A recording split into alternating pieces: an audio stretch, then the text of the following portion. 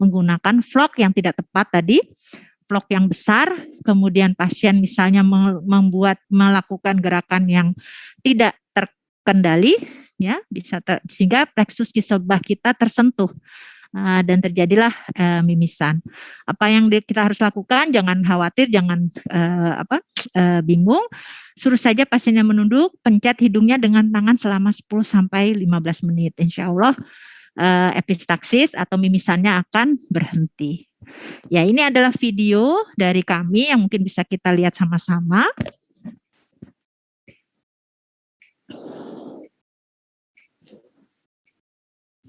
Ya, ini adalah alat-alat APD level 2 yang harus kita siapkan untuk chamber. Ini adalah bagaimana cara menggunakannya. Pertama, setelah cuci tangan, sudah pasti setiap langkah kita selalu cuci tangan ya. Kita pakai apronnya atau gaunnya, bisa dibantu oleh asisten. Kemudian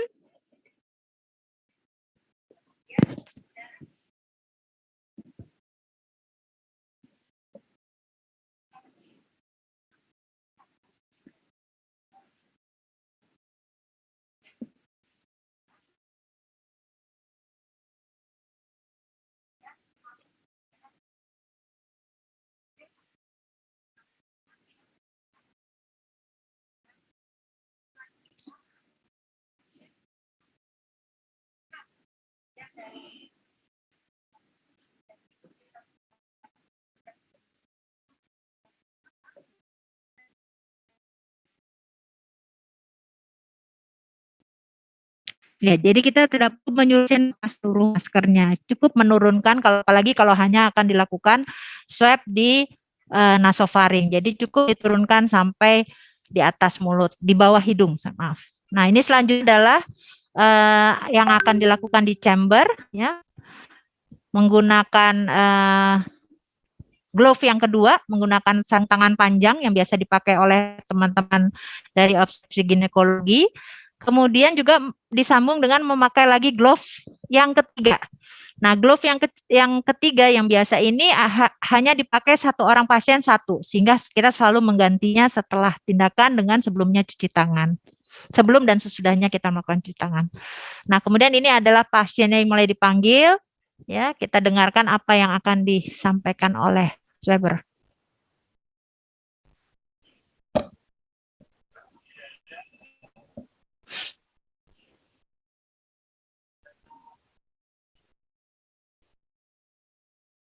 Ya, jadi kita buka VTM, set VTM-nya, keluarkan tabungnya supaya tidak terjadi jatuh atau tumpah.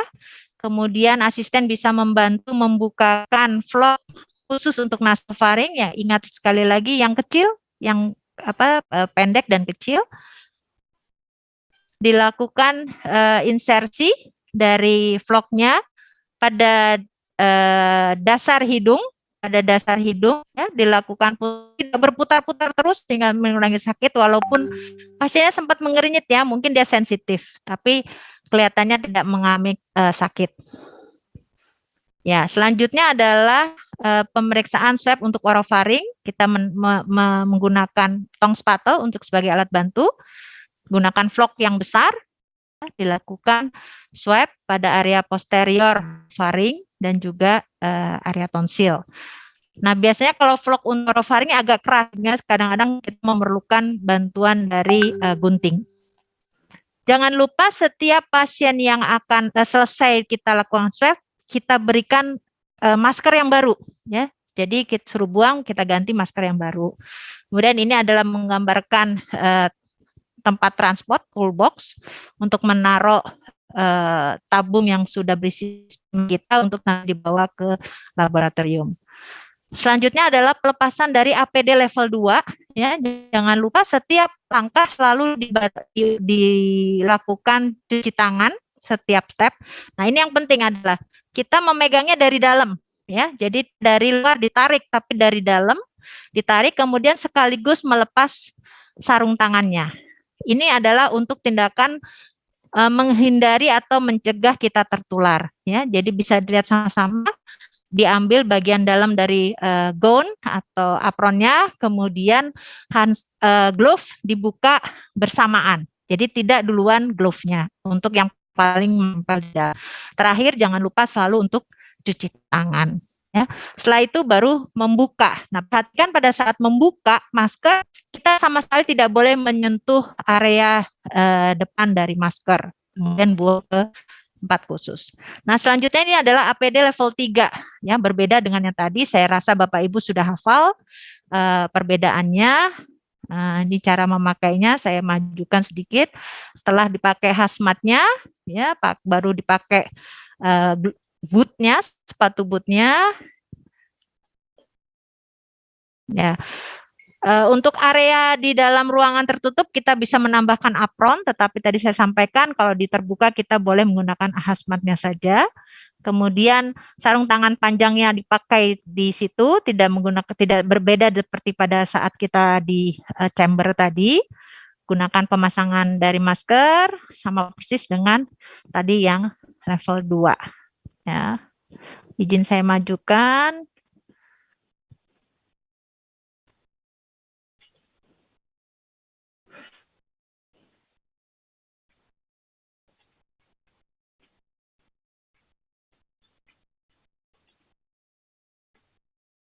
Kita siap untuk bertugas. Nah, ini adalah suasana di area yang terbuka ya. Jadi tetap kita harus menyiapkan kursi-kursi dengan jarak, pasien menunggu dengan rapi, kemudian dipanggil. Nah, ini adalah tekniknya bagaimana kalau kita menggunakan hazmat ya pada daerah terbuka ya. Kenapa harus pakai APD level 3? Karena kita mungkin saja berhadapan dalam posisi yang sangat dekat, kurang dari 1 meter dengan pasien yang kemungkinan besar terkonfirmasi. Tekniknya sama, Bapak Ibu bisa lihat ini dipegang kepalanya ya, supaya untuk menahan gerakan-gerakan yang tidak terkendali dan juga membentuk sudut tadi 70 derajat.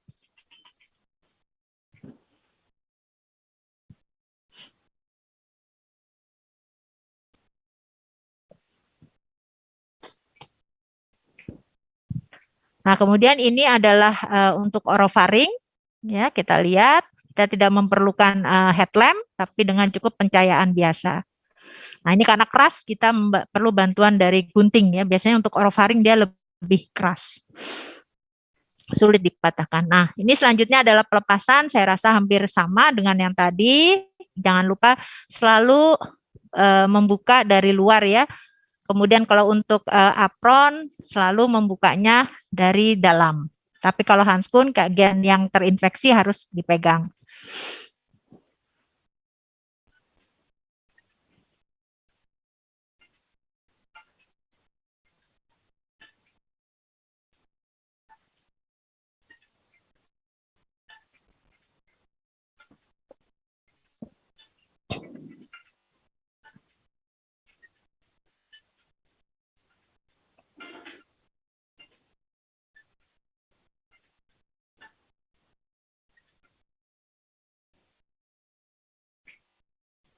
Terakhir adalah glove yang memang paling melekat pada tubuh kita. Sebelumnya kita cuci tangan lagi, jadi jangan bosan selalu bercuci tangan sebelum membuka pelepasan dari APD.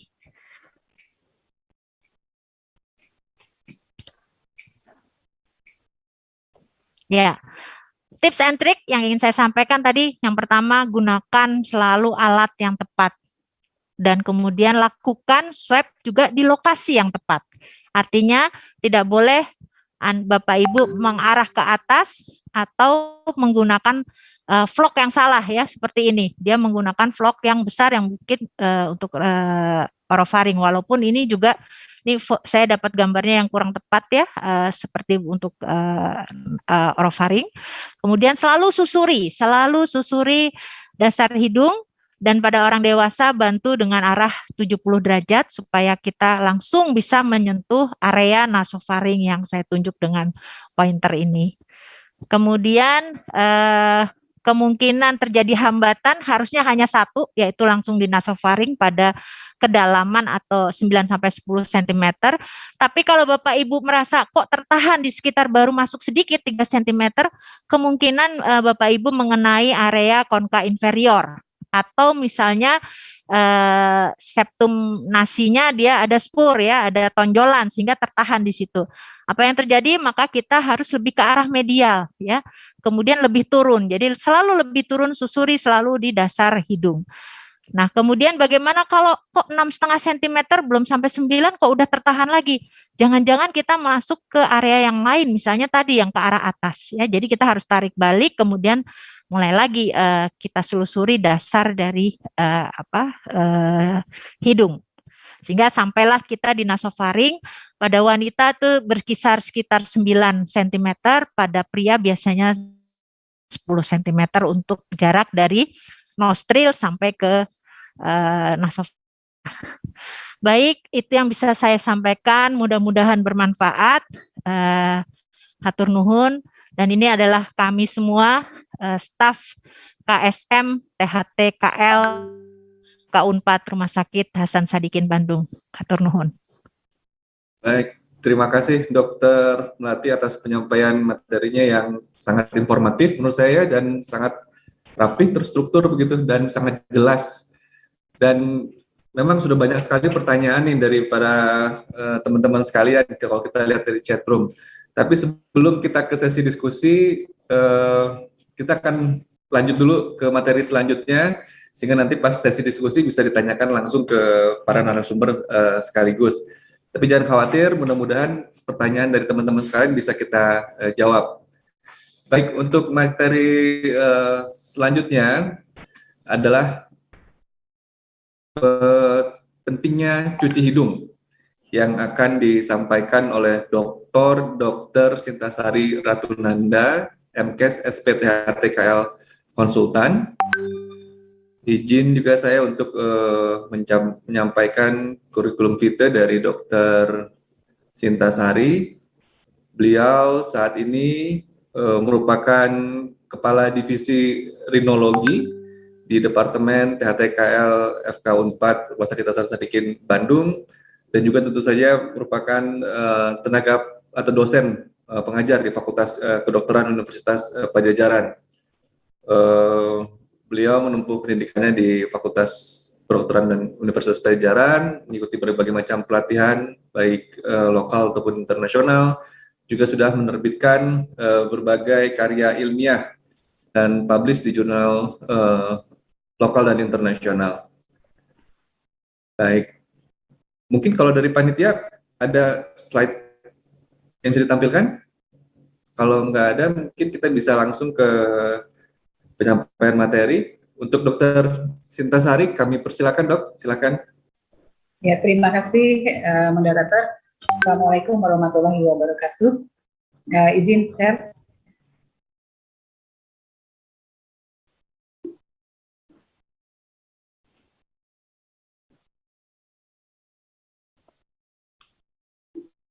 Sudah terlihat ya? Ya. Kenalkan, mungkin sebelumnya saya biasa dipanggil Dr. Somsom ya, Dr. Sinta. Pada kesempatan kali ini, mau pindah ya, enter.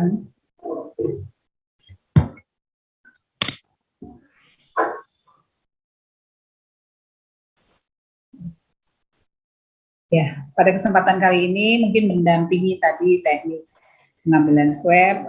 Ini ada mungkin dari kami dari perhimpunan rinologi dan juga dari Departemen THT ingin mengingatkan kembali pentingnya cuci hidung ya. Nanti kan akan dilihat kenapa penting sekali cuci hidung. Baik, kita tahu bahwa hidung kita itu setiap harinya lebih dari 10.000 sampai 20.000 liter udara masuk ke dalam tubuh kita melalui hidung, lalu akan diolah di hidung dan sinus paranasal sehingga dimodifikasi sedemikian rupa sehingga dalam keadaan yang siap untuk diterima di paru-paru. Ya, jadi misalnya nih yang di luar dia udara panas, nanti akan dilembabkan, dihangatkan dulu di hidung sehingga nanti suhunya pas untuk masuk ke dalam paru-paru ya. Jadi paru-paru menerima udara yang bersih dan diharapkan baik untuk bernafas kita. Sehingga di sini terlihat bahwa hidung merupakan pintu masuk utama udara luar masuk ke dalam tubuh kita. Berbeda dengan kita bernafas lewat mulut ya, di mana perlengkapan dari mukosa di hidungnya tentunya berbeda dengan lewat mulut. Sehingga perlu sekali kita mempunyai hidung yang sehat dan berfungsi optimal. Tadi sudah dikatakan fungsi hidung adalah menghangatkan dan melembabkan udara yang terhirup ya, dengan berbagai macam properti yang ada di dalamnya, lalu juga akan difiltrasi.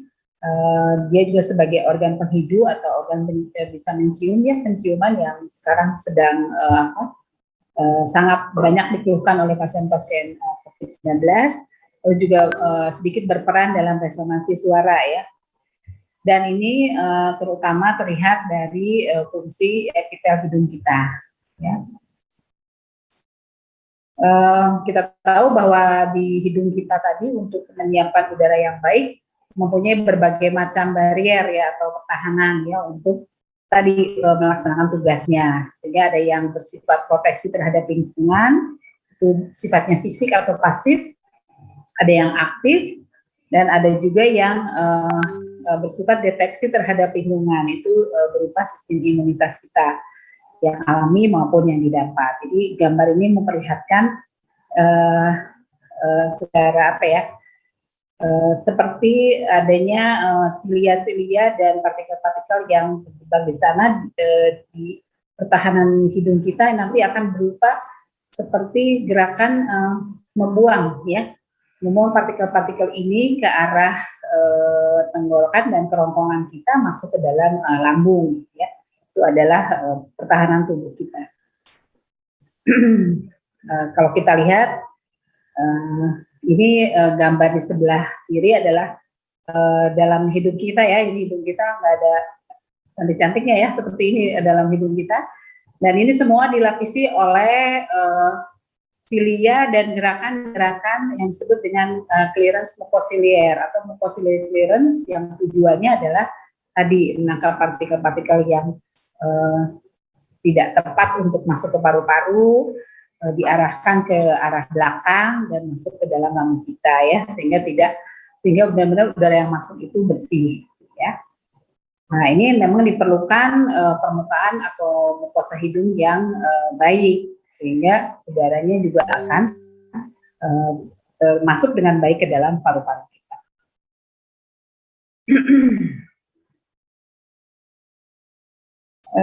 Selanjutnya pada keadaan rhinosinusitis itu infeksi di hidung dan mukosa sinus paranasal kita. Dari penelitian terbaru bahwa yang penting adalah memang bagaimana kita menjaga epitel hidung kita itu sebagai pintu pertamanya tetap baik ya, karena dari sinilah apabila terjadi kerusakan atau terjadi kerenggangan di situ, mudah sekali untuk semua virus, bakteri, kontaktan dan sebagainya untuk masuk lebih dalam. Walaupun kita tahu bahwa di lapisan ini banyak sekali tadi proteksi dari hidung kita sendiri yang sudah dilengkapi dengan berbagai macam alat atau senjata ya untuk menahan masuknya kontaktan, alergen, bakteri dan sebagainya ini. Jadi yang paling penting adalah bagaimana kita mempertahankan integritas dari epitel ini ya. Nah, ini salah satunya adalah dengan cuci hidung. Kenapa perlu cuci hidung? Cuci hidung ini ternyata ada keperluannya ada pada kedua keadaan. Pada memang berbagai penyakit di hidung dan sinus paranasal, kita memerlukan tambahan pengobatan ya, cuci hidung. Dan juga pada orang yang sehat atau normal. Pada yang mempunyai penyakit hidung dan sinus paranasal, misalnya tadi seperti rhinosinusitis akut dan sebagainya, ini tujuannya adalah membersihkan sekret, krusta, debris dan berbagai kontaminan udara dari luar, meningkatkan clearance tadi ya, mukosiliarnya supaya gerakannya lebih baik ya, dan mengurangi waktu kontak elemen yang terinhalan tadi dengan permukaan mukosa hidung, mengurangi konsentrasi lokal mediator-mediator yang menyebabkan inflamasi lebih jauh, serta humidifikasi. Itu pada yang berpenyakit. Bagaimana dengan orang sehat? Pada orang sehat itu tetap diperlukan cuci hidung. Tujuannya tadi membersihkan sekret, frusta, debris, dan berbagai kontaminan udara dari luar ya. Jadi membantu fungsi hidung kita yang sudah ada. Dan dengan cara juga meningkatkan clearance mukosiliernya serta humidifikasinya. Jadi di salah satu statement juga World mengatakan bahwa kenapa kita memerlukannya cuci hidung dalam bentuk dicuci ya, diirigasi. Karena ternyata distribusi cairan hidung dan sinus parasal dengan cara dicuci, cara cuci hidung itu lebih baik dibandingkan dengan disemprot. Ya, nanti kita akan lihat cara cuci hidung.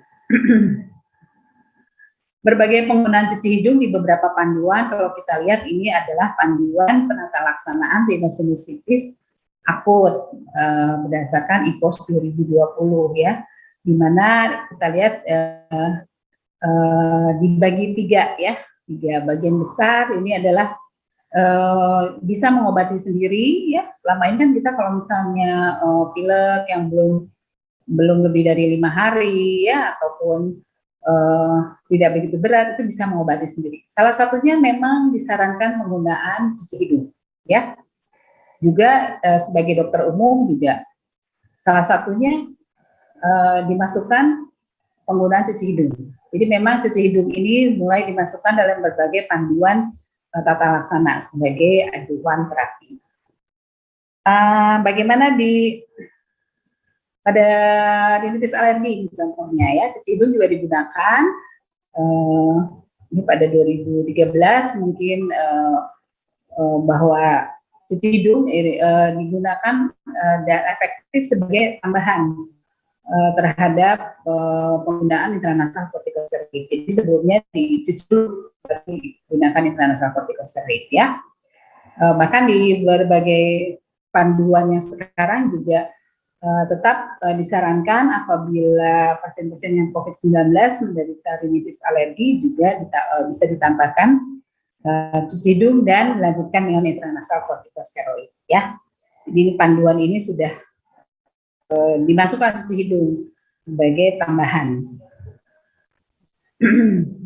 Bagaimana alat dan bahan untuk cuci hidung? Kita perlu spet 20 cc ya, sebuah 20 cc, lalu juga larutan NaCl fisiologis atau kita mengenalnya dengan nasal saline atau larutan NaCl 0,9%. Perlu wadah atau mangkuk yang bersih dan tisu kering dan atau lap ya.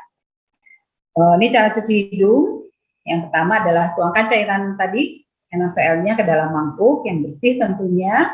Kalau kita sedot menggunakan spet 20 cc, posisi lalu juga kita miringkan ke salah satu sisi mana yang akan dimasukkan. Ini nomor 3 ini ya, dilihat posisinya. Kalau yang ininya kita ke sebelah kiri, tentunya yang maksudnya sebelah kanan, hidung sebelah kanan ya. Posisi spetnya lurus ke dalam hidung, lalu mulut dibuka, semprotkan cairan ke dalam rongga hidung, ya, dengan kecepatan yang konstan, tidak terlalu cepat, tidak juga terlalu pelan. Selama ini tahan nafas. Selama memasukkan cairan ini kita tahan nafas, lalu akan keluar cairannya lewat mulut sebelahnya. Nanti akan terlihat di video ya. Lalu bersihkan hidungnya dengan tisu dan buang tisunya ke tempat sampah. Jadi prosedurnya diulangi lagi untuk hidung yang sebelahnya. Perlu diingat bahwa posisinya miring ya, miring sehingga memudahkan dia diharapkan cairan akan keluar dari hidung sebelah kanan, masuk dari sebelah kanan, keluar dari hidung sebelah kiri. Nah, ini adalah videonya.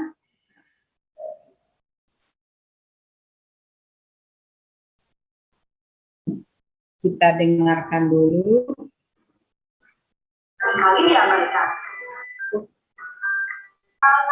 Saya cepatkan dulu ya. 3.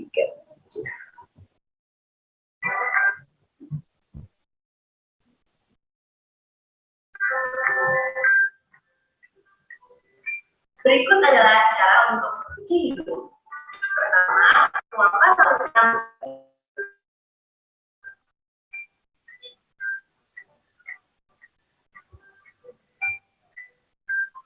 Kedua, ambil larutan dalam fisiologis menggunakan step 20 cm.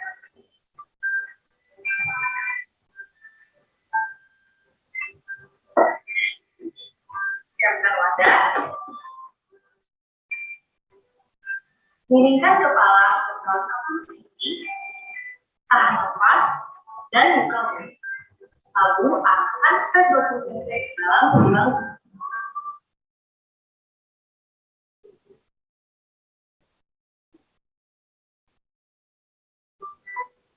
Lakukan pada sisi 20 cm.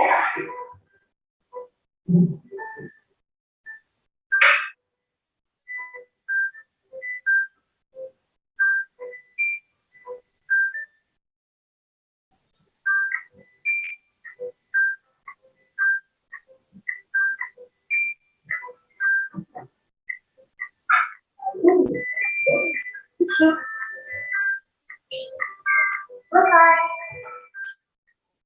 Demikianlah. Ya, itu tadi mungkin caranya ya bisa dilihat diulang-ulang di kanal YouTube kami THT Komunitas FK4. Silakan dilihat ya. Selain itu juga selain memakai nasal fisiologis, banyak preparat cuci hidung di pasaran ya. Memang banyaknya terbuat dari natural seawater atau larutan air laut yang sudah terdilusi dan sudah disterilkan ya. Dan itu setara dengan NaCl atau maksud saya cairannya adalah bentuknya isotonis ya, bukan hipertonis maupun hipotonis. Biasanya dalam bentuk semprot atau spray ataupun ada yang berbentuk larutan. Ini adalah salah satu produk yang ada di pasaran dan mudah didapatkan di apotek ya, maupun di beberapa toko alat kesehatan lainnya. Ini adalah preparat air laut steril ya.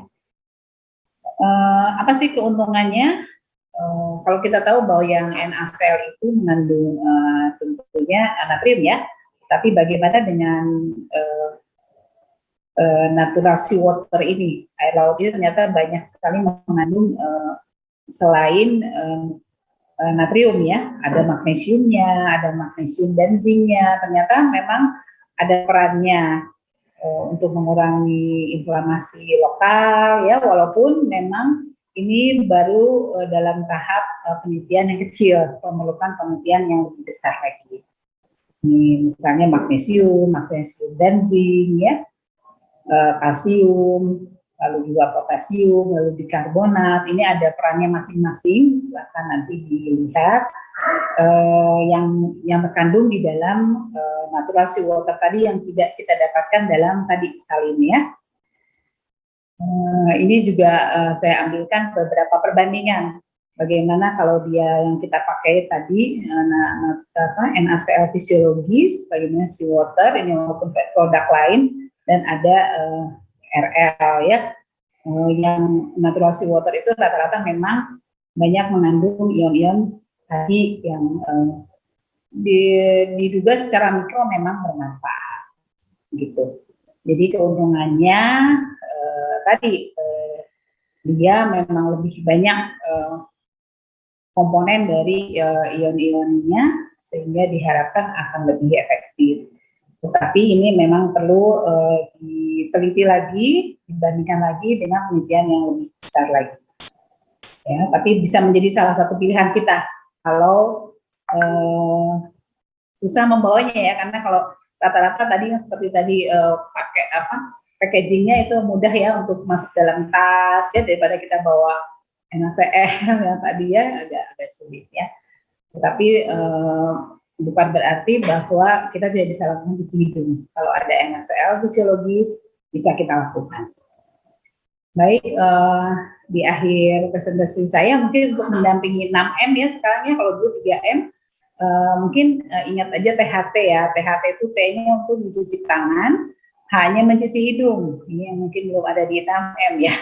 Dan terakhir adalah ternyata tidur yang cukup juga untuk kesehatan kita sangat kita perlukan ya, terutama dalam masa pandemi ini.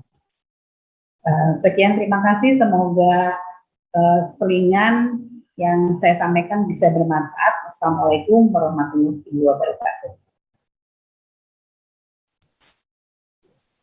Saya kembalikan ke Dr. Agi.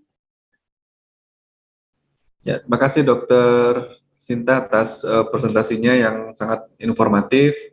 Tentu saja akan menambah pengetahuan buat kita semua yang hadir pada siang hari ini. Jadi saya rasa beruntung nih teman-teman yang sempat menyempatkan diri lah ya. Kita dapat banyak ilmu dari kedua pemateri kita.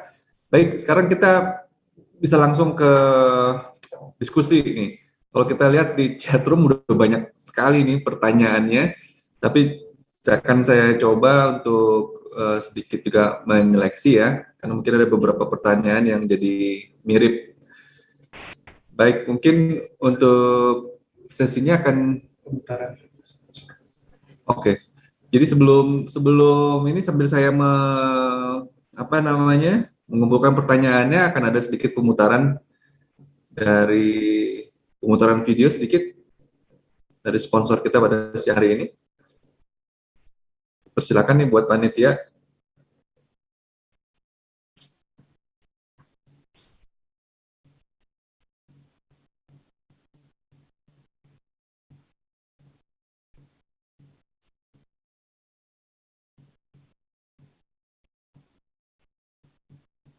Ya, memang pertanyaannya banyak nih.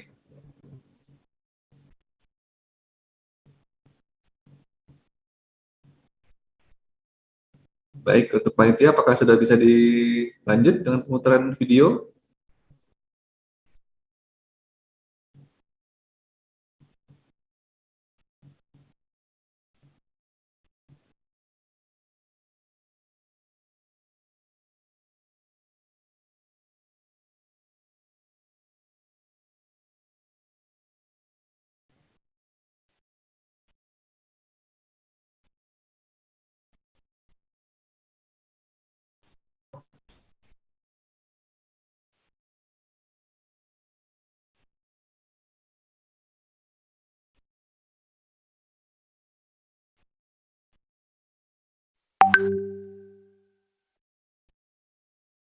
Deh. Baik. Air laut murni dan alami dari Laut Britani Prancis yang kaya akan mikronutrien untuk mencegah infeksi saluran pernafasan. Nasalin steril, isotonis, bebas pengawet, dan zat tambahan apapun sehingga tidak mengiritasi dan aman digunakan untuk semua usia. Nasalin dilengkapi dengan sistem microdiffusion spray sehingga menjamin ukuran partikel spray yang kecil dan menjangkau seluruh mukosa hidung tanpa menimbulkan rasa kaget. Nasalin dilengkapi dengan sistem anti-backflow valve yang mencegah aliran balik ke dalam kemasan sehingga isi akan tetap terjaga steril. Nasalin dikemas dalam botol dengan volume terbesar di kelasnya, yaitu 100 ml, yang bisa digunakan dari bayi sampai lansia dengan harga ekonomis. Dosis anjuran Nasalin adalah 1-4 kali semprotan per hari tergantung kebutuhan, dan dapat digunakan setiap hari untuk jangka panjang sekalipun. Buka tutup Nasalin. Miringkan kepala ke salah satu sisi. Semprot Nasalin pada lubang hidung minimal selama 3-5 hitungan. Luruskan kepala. Bersihkan hidung dengan lembut. Lakukan kembali pada sisi lubang hidung yang lain. Semprot Nasalin pada lubang hidung minimal selama 3-5 hitungan. Luruskan kepala. Hembuskan hidung untuk membuang sisa larutan dan bersihkan hidung dengan lembut.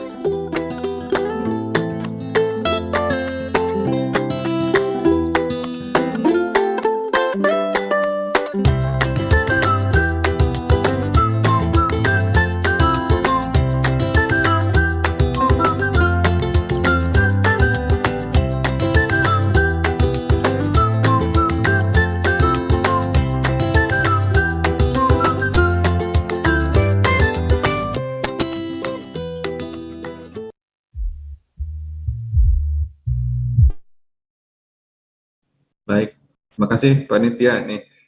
Baik, kita langsung ke pertanyaan ya. Boleh nih, ada beberapa pertanyaan. Yang pertama dari Dokter Arif.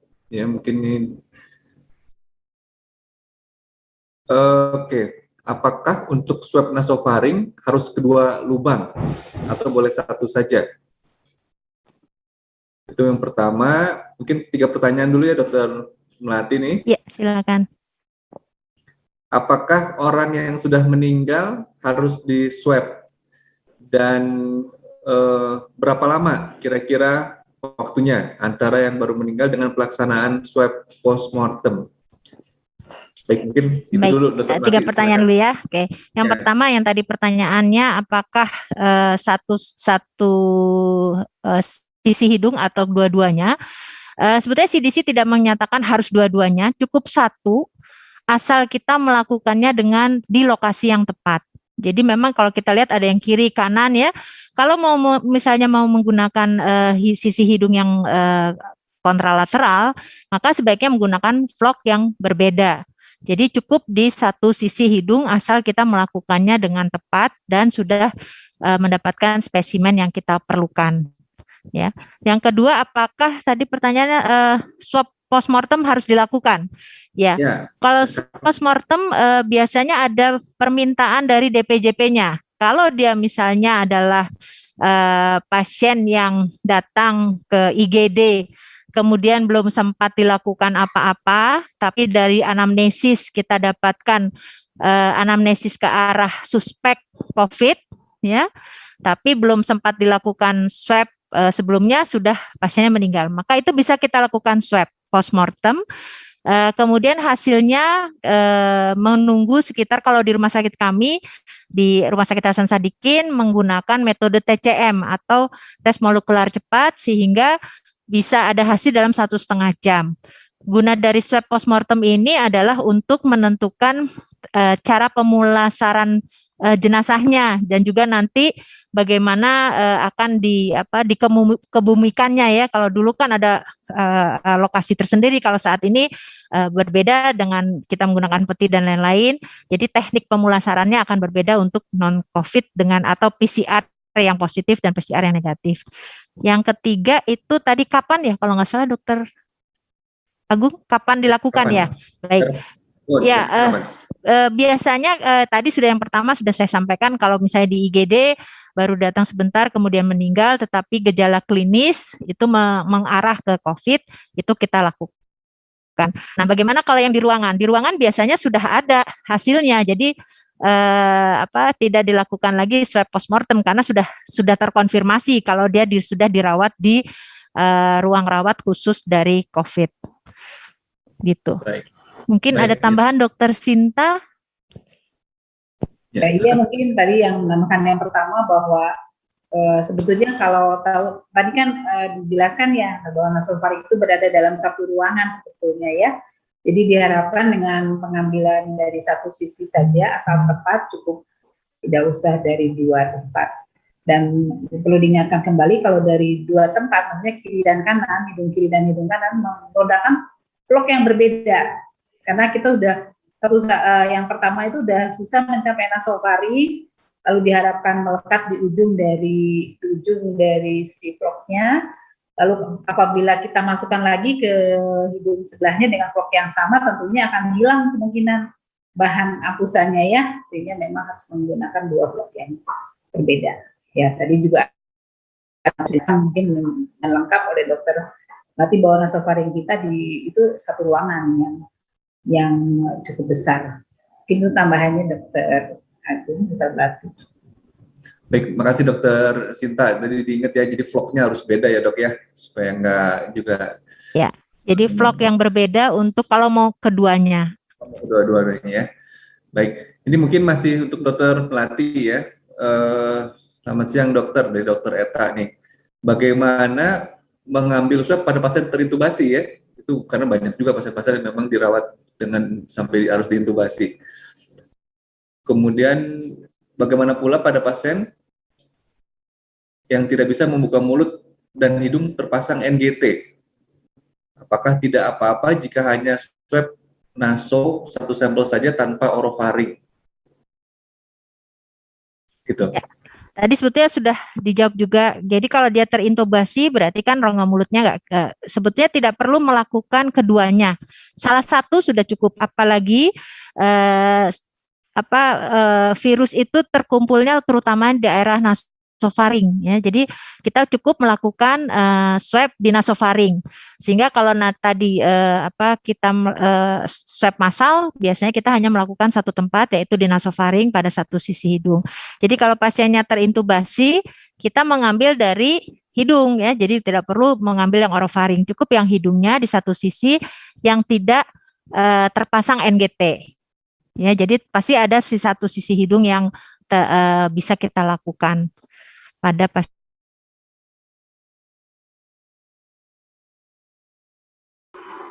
Terima kasih Dokter Melati. Ini sudah banyak, tapi coba ya saya coba satu ini. Masih Dokter Sinta mungkin ada tambahan untuk yang tadi? Kalau mungkin distribusi dari jumlah reseptor itu terhadap COVID ya, memang terutama di nasofaring lebih banyak dibandingkan di hidung maupun di orofaring ya.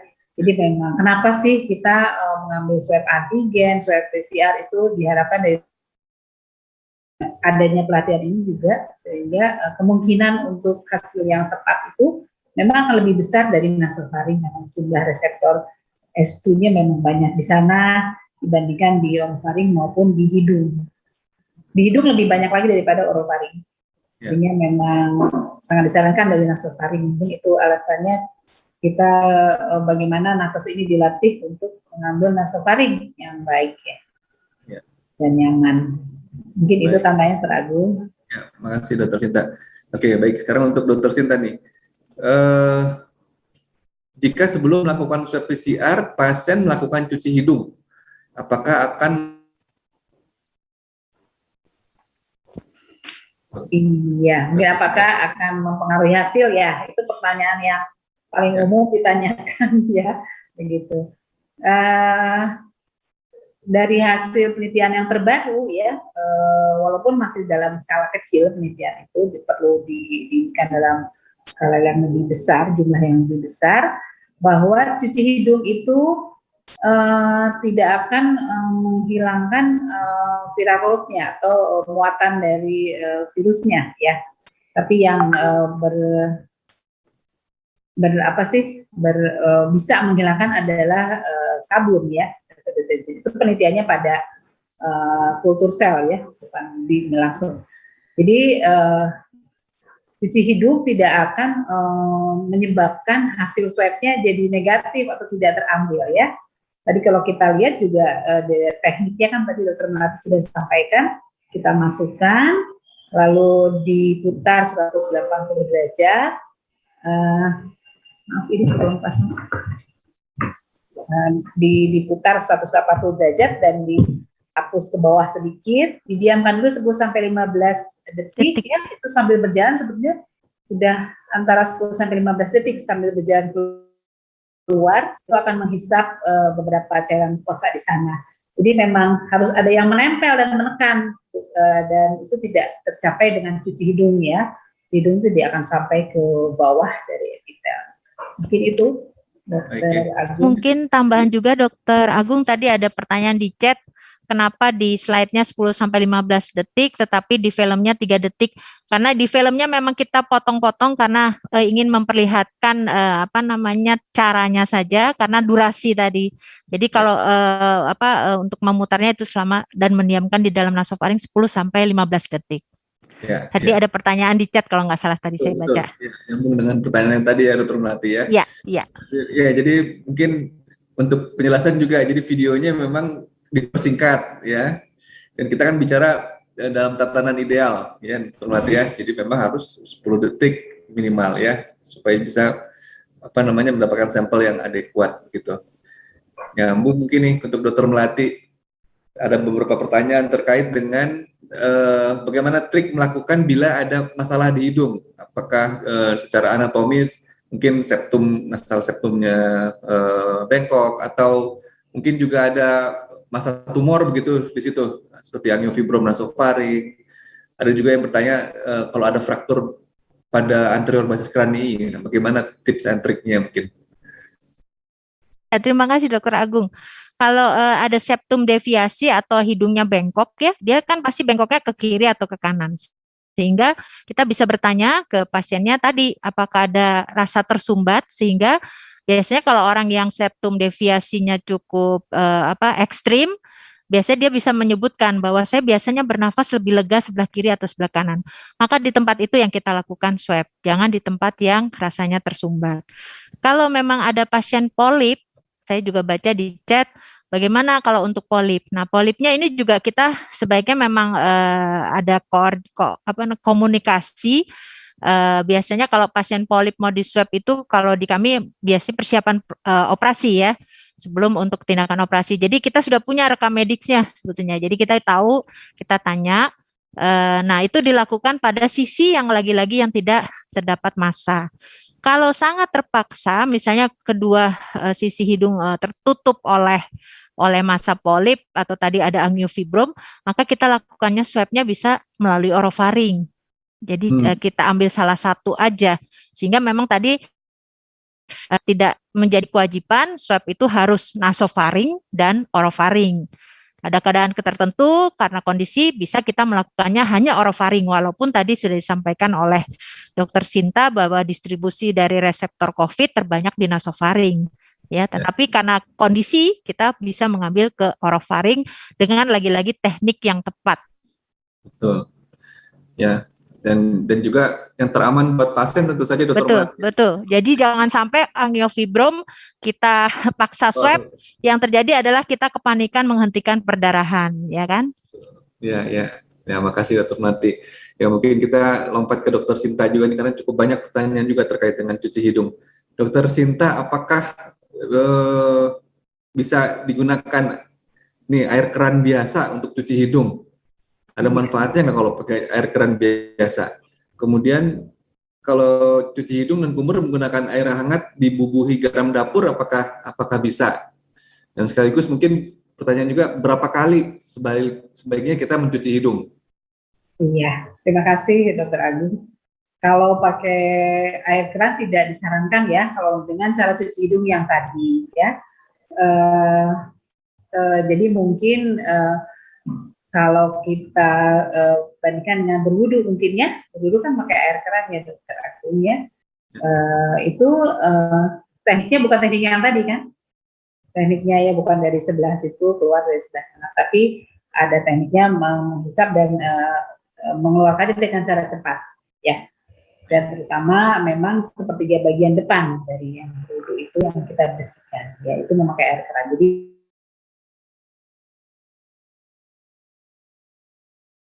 maupun tadi misalnya air biasa, air matang yang sudah dingin terus dimasukkan garam ya, ada di beberapa YouTube saya lihat ya, garam krosok itu yang kasar terus lalu tekniknya sama, keluarin masuk situ keluar dari sana. Itu juga tidak kita sarankan karena nanti komposisinya bukan isotonis, kita nggak tahu itu berapa hipertonis mungkin atau malah hipotonis, yang lebih dikhawatirkan rusak dari mukosa.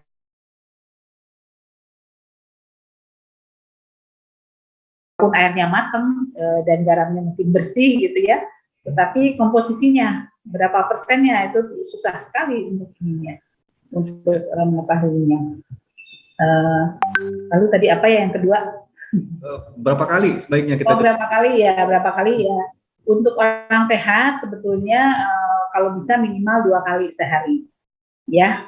Tetapi sebetulnya tergantung aktivitas kita juga. Kalau misalnya kita nih biasa naik motor, ya, yang kena dengan polusi kendaraan bermotor yang sering, gitu ya, atau bekerja di area yang banyak asapnya, ya, polutannya, itu mungkin lebih sering tidak apa-apa. Tapi memang tidak boleh juga berlebihan, ya semua yang berlebihan juga tidak baik ya, begitu. Apalagi dengan kekuatan penuh, misalnya keras-keras itu akan merusak mukosa hidung. Jadi sesuaikan dengan kebutuhan, tapi minimal mungkin 1 sampai 2 kali per hari. Jadi bisa rutin sebetulnya Dokter Sinta ya, kebutuhannya. Baik. Lalu kalau misalkan kita nggak punya cairan isotonis gitu, kita tambahkan. Oke. Iya, konsentrasinya itu bisa jadi hipertonis.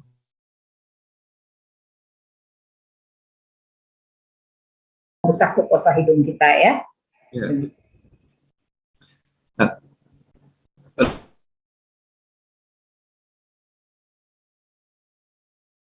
sejawat kita, apa benefit rutinitas cuci hidung untuk kesehatan atau saat menderita COVID? Iya, seperti tadi di panduan dari panduan IPOS tentang rhinosinusitis akut, itu disarankan penggunaan cuci hidung. Ya, tadi manfaatnya misalnya membersihkan krusta, debris, sehingga si fungsi dari hidungnya salah satunya nih pembersihan secara aktif ya, lewat silianya ya, dan ketebalan dari cairan hidungnya tidak terlalu pekat, itu menjadi lebih efektif begitu. Sehingga penggunaan cuci hidung pada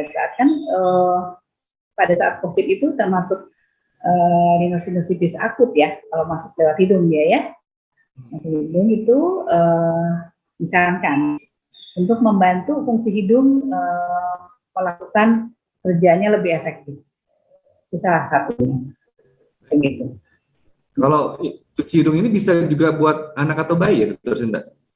Bisa. Ya. Tapi mungkin tekniknya yang berbeda. Saya sarankan sih kalau teknik yang tadi kita sarankan memakai spek 20 cc itu untuk orang dewasa ya, yang sudah bisa menahan nafas saat masukkan. Tapi kalau untuk anak-anak masuk ke tenggorokan dan aspirasi. Itu mungkin tadi beberapa pertanyaan ya, tapi memang yang banyak adalah apakah dengan cuci hidung ini akan menyebabkan pemeriksaan akutitas faring negatif? Tentu tidak ya, sampai saat ini tidak. Baik. Ya.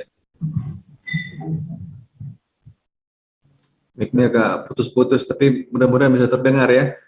Satu lagi nih mungkin untuk Dr. Sinta, kalau untuk Providon Iodine Nasal Spray katanya bisa menggantikan cuci hidung nggak nih, Dr. Sinta? Ya.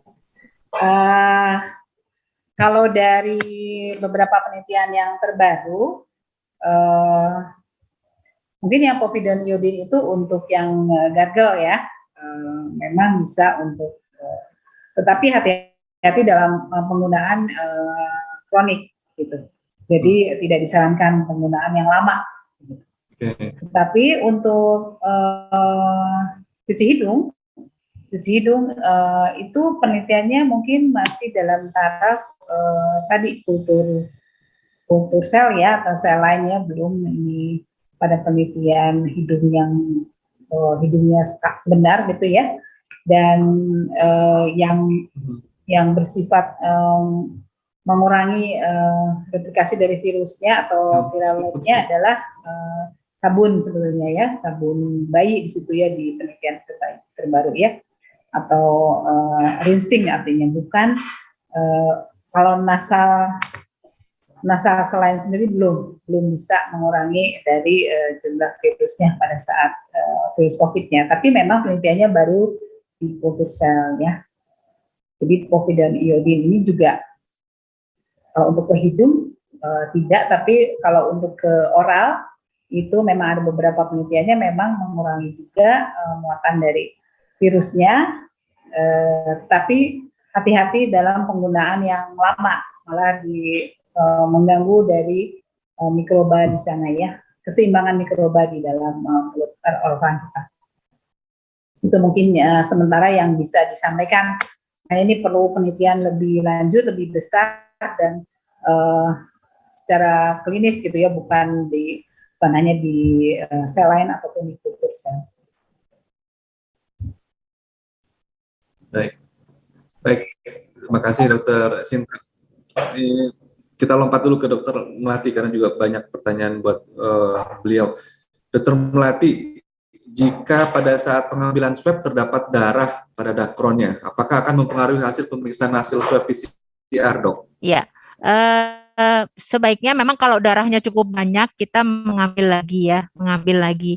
Tetapi diskusi dengan teman-teman kami di laboratorium klinik dengan instalasi laboratorium klinik tidak ada masalah kalau ada bercak darah gitu ya. Tapi kalau misalnya si dakronnya semua terkena darah, memang mungkin akan mempersulit analis untuk melakukan tugasnya. Tetapi spesimen atau setet yang ingin kita ambil, virusnya tetap terambil, gitu. Tapi dia akan menyulitkan. Jadi tidak masalah kalau ada darah sedikit. Jadi nggak terlalu masalah. Ini mungkin juga terkait dengan... Maaf Dokter Agung, nah itu berarti harus kita perhatikan kenapa sampai ada darah, berarti kita tidak mengambilnya dengan tepat. Ya, jadi mungkin dia mengenai area yang salah. Termasuk misalnya kalau kita baca jurnal yang saat ini beredar baru keluar, saya lupa tadi malam saya sempat baca, ada juga komplikasi dari swab ini karena terlalu dalam, bukan terlalu dalam, menekannya terlalu dalam, kemudian memutarnya dengan keras sehingga bisa terjadi CSF leak ya, LCS-nya leak gitu. Nah, ini yang harus kita hindari. Harapannya adalah memang betul-betul kita mengerjakannya dengan gentle, lagi artis ya, tidak terlalu memaksakan, dan juga tadi putarannya itu ya Dokter Sinta cukup 10 sampai 15 detik, tidak perlu sampai diputar berkali-kali yang bisa menyebabkan luka di area nasofaring atau area lain di sekitar nasofaring tadi. Itu mungkin Dokter Agung. Mungkin maksudnya bukan putarannya 10 sampai 15 detik maksudnya. Lama itunya 10 sampai 15 detik. Memang banyak ini mungkin salah satu alasan kita mengadakan ini karena banyak keluhan ke kami, banyak sekali yang dilakukannya sampai diputar-putar sampai kesakitan ya Dokter Cinta. Kesakitan, nangis dan sebagainya, ada yang takut ya, lari. Jadi memang ikutilah tadi yang sudah disampaikan Dokter Melati, dimasukkan, diputar ke kiri atau ke kanan 180 derajat, ditekan ke bawah sedikit, diamin sedikit ya. Itu saja prosedurnya saya rasa udah 10 sampai 15 detik, belum kita mengeluarkan pelan-pelan lewat hidung. Nah, itu udah prosesnya udah 10 sampai 15 detik. Diharapkan ada cairan yang terabsorb sebetulnya 10 sampai 15 detik itu. Begitu. Terima kasih. Dokter Melati juga ini kayaknya banyak teman-teman yang memang sudah melakukan di lapangan ya. Mungkin Dokter Melati bisa berbagi tips nih kalau pasiennya anak bayi gitu. Gimana sih caranya supaya dia ajak begitu, mungkin ada tips dan trik nggak? Ya. Dokter Melati? Ya, terima kasih. Kalau anak bayi sebetulnya memang terpaksa kita ada asisten yang untuk memegang ya. Yang penting adalah si kepala tidak goyang-goyang, kita cukup pegang kepalanya. Dan tadi sudah saya sampaikan bahwa pada bayi dan anak antara hidung dengan nasofaringnya jaraknya pendek gitu ya. Jadinya tidak seperti yang tadi harus 9 cm gitu ya. Karena kalau mau diukur dari luar antara hidung sampai nasofaring tadi kita bisa ngitung dari ujung hidung kita sampai tragus tuh yang ini. Nah, ini nasofaring gitu ya. Jadi pasti kalau anak nggak sampai sepanjang itu. Nah, kemudian vlog yang digunakan sebetulnya standar sama semuanya untuk orang dewasa dan anak, dan alhamdulillah di kami selama ini mengerjakan pada bayi dengan menggunakan vlog yang tadi saya sampaikan, ukurannya sama dengan yang dewasa. Jadi dia bisa masuk asal kita melakukannya pada jalur yang benar gitu ya, jalur yang benar yang sesuai dengan anatomi yang tadi saya sampaikan. Mungkin menambahkan Dokter Agung ya, kalau pada anak sudah jelas ya dia harus dipangkukan ya, dipangku oleh orang tuanya atau yang membawanya, lalu juga ada asisten yang memegang kepalanya, dan memang kadang-kadang swabber itu takut ya kalau masuk sampai ke nasofaring ya, tetap harus ada tahanan itu. Minimal kita melakukan memang pada bayi ini di hidung. Di hidung ini cukup banyak juga reseptornya, dan kalau di hidung dari situ memang diputarnya agak banyak sedikit ya, bisa beberapa kali putaran. Kalau dirasa nasofaringnya sampai gitu, artinya nggak ada tahanan sama sekali ya, kita di hidung aja gitu. Kalau memang apalagi begitu dilihat kok hidungnya rasanya sempit sekali, misalnya ada sesuatu ya. Ya minimal di hidung saja nggak apa-apa, tapi memang kalau di hidung diputarnya agak banyak, lebih banyak dibandingkan di nasional. Itu yang CDC ya, melatih ya, yang swab di hidungnya. Khusus untuk anak, anak ya. Dan bayi. Ya, mungkin ya Dokter Agung kayaknya freeze nih.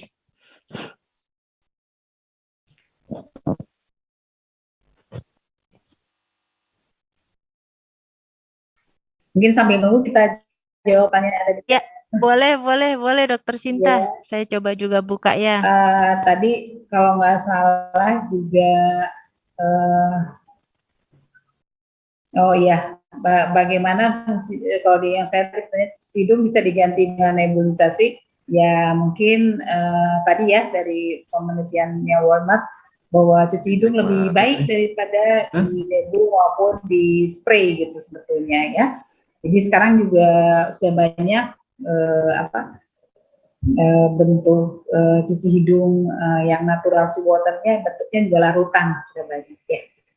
Jadi untuk keperluan hidung, cuci hidung lebih baik dibandingkan dengan nebulisasi ataupun hanya disemprot saja. Tadi mungkin Dokter Agung kita menjawab sendiri sementara. Iya, mohon maaf nih Dokter Sinta, saya sempat terlempar keluar nih. Oh iya. Ya, jadi udah oke, mohon maaf, bisa balik lagi nih.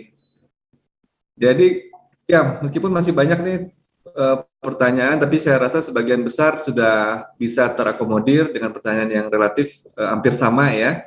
Dan mungkin pas waktunya sudah tepat pukul 15, bisa kita akhiri sampai di sini untuk diskusi kita pada siang hari ini. Tentu saja kami ucapkan terima kasih banyak untuk para narasumber, Dr. Melati, Dr. Sinta yang sudah berkenan sharing ilmunya, dan alhamdulillah saya yakin sangat bermanfaat untuk teman-teman sekalian, untuk para swabber di lapangan nih. Ya, saya lihat banyak sekali tadi ada yang pesan swabber nih, saya swabber katanya. Ya, alhamdulillah. Dan mungkin sekalian saya titip ke panitia nih, ada pertanyaan soalnya banyak yang nanya materinya bisa di-share nggak katanya. Gitu nanti panitia yang jawab mungkin ya kalau untuk hal tersebut. Baik, mungkin bisa kita simpulkan dari pertemuan kita dan diskusi kita pada siang hari ini terkait dengan teknik pengambilan swab naso dan orofaring yang aman dan nyaman.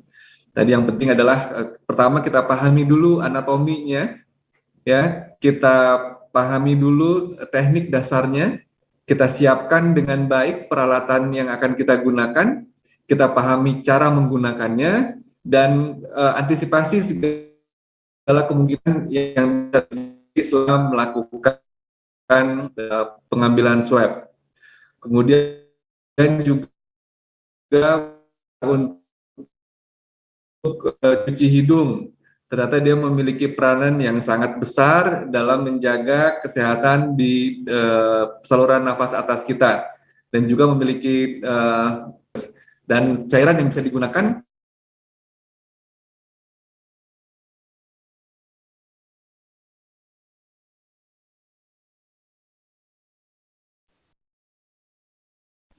ya. Mungkin cairan yang digunakan adalah tadi ya NaCl fisiologis, itu bisa dengan mudah dibeli di apotek ya, dan mereka rata-rata sekarang apotek sudah tahu kalau untuk digunakan untuk cuci hidung ya. Dan tadi kesimpulannya apa ya? Kesimpulannya ya cuci hidung untuk kesehatan hidung kita supaya udara yang masuk ke dalam paru-paru kita itu memang sudah sesuai, sudah baik untuk tubuh kita. Mungkin itu ada yang tambahkan Dokter Melati? Ya, masanya sudah lengkap Dokter Sinta. Mungkin nih Dokter Agung terlempar lagi, apakah kita banyak menanyakan materi, kita ada di YouTube ya? YouTube. Di YouTube sehingga bisa diulang-ulang lagi, materinya dibaca lagi, videonya dilihat lagi ya. Ini untuk di-share, ini karena berhubungan dengan kita tidak mungkin di-share mungkin ya, tapi dilihat berulang kali saja di YouTube ya. Mungkin begitu ya Dokter Melati. Mungkin tambahan juga Dokter Sinta, tadi ada pertanyaan tentang videonya nggak ada suara. Sebetulnya videonya ada suara, tapi ternyata ada masalah teknis tadi. Mudah-mudahan nanti di lain waktu kita bisa perbaiki untuk suaranya. Terima kasih.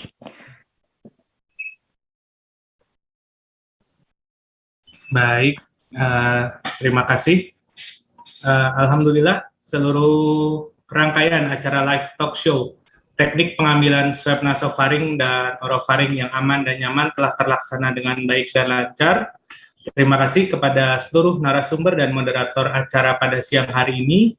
Mungkin sebelum saya tutup acara siang hari ini, boleh kita foto bersama, boleh seluruh panitia dan peserta acara yang masih aktif membuka kameranya untuk kita lakukan foto bersama.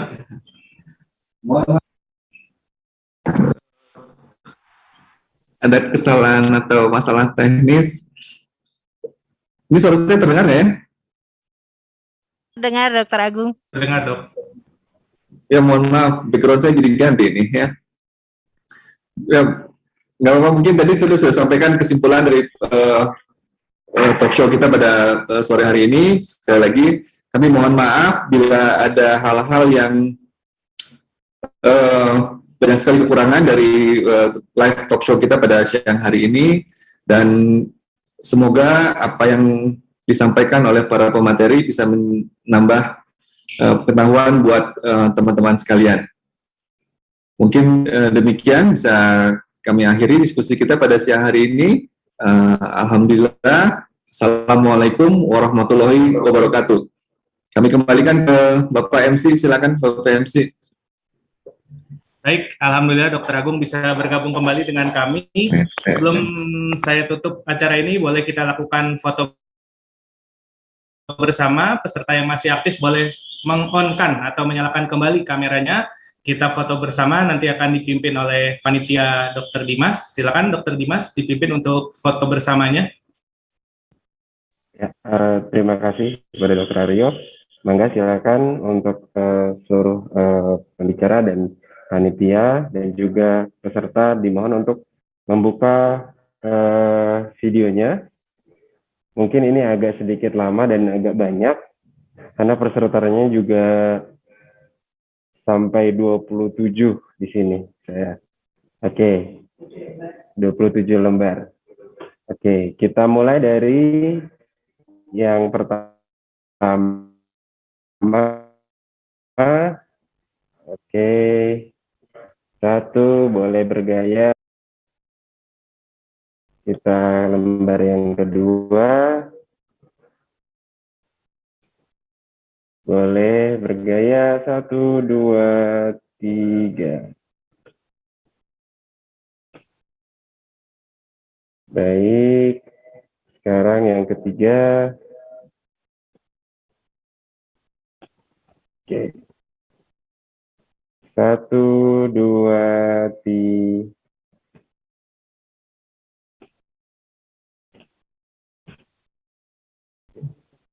Masih ada lagi lembar yang keempat. 1, 2, 3. Oke.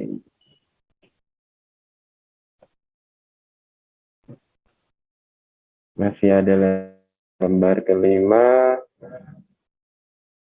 1, 2, 3.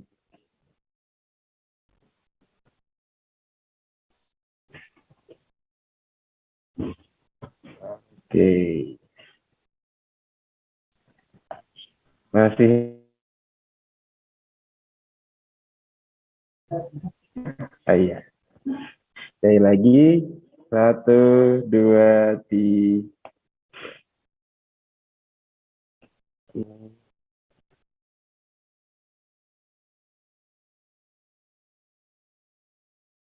Oke.